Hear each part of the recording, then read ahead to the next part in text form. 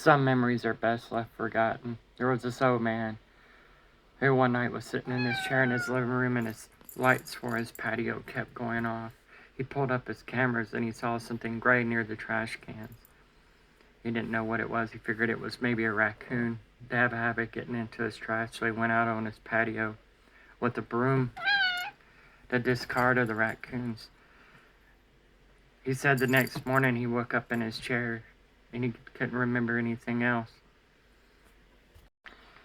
He figured he had fallen because one of his eyes had red blood all in it, as if he hit himself, and he had a massive headache that lasted for days. He was actually in the process of going to some grief therapy anyway, so dealing with some things. So he had told his therapist about it, and his therapist recommended that he do the hypnosis thing where you recall memories, because he couldn't remember what happened and why he hit his head. He went to the doctors and they couldn't figure out anything other than he just hit his head. What the old man remembered was absolutely terrifying. He said he had remembered walking out on his patio and walking to the edge of the steps, and he didn't see anything or any raccoons. Then he went to go and turn around, and when he did, he saw the most horrifying thing he's ever seen in his life.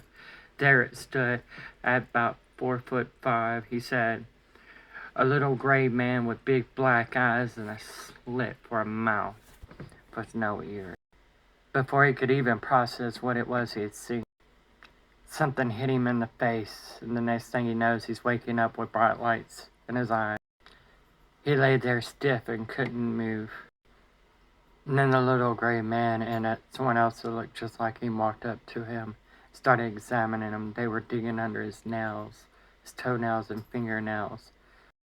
He couldn't move and he couldn't scream. He could only scream inside of his head. The old man said that one of them stuck 2 fingers in his mouth and pulled it open, and he was screaming and yelling, and they had this centipede-looking thing, and they took it and they put it in his mouth and down his throat, and he could feel it. It was the worst pain of his life.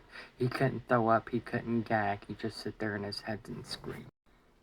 And then they took a metal hook with a light at the end, was sticking it in his eye, and they could feel it touching his brain and going through his eyeball, and he screamed in pain, and that explained what happened to his eye. And then he woke up in his chair. Sometimes unforgotten memories are the best.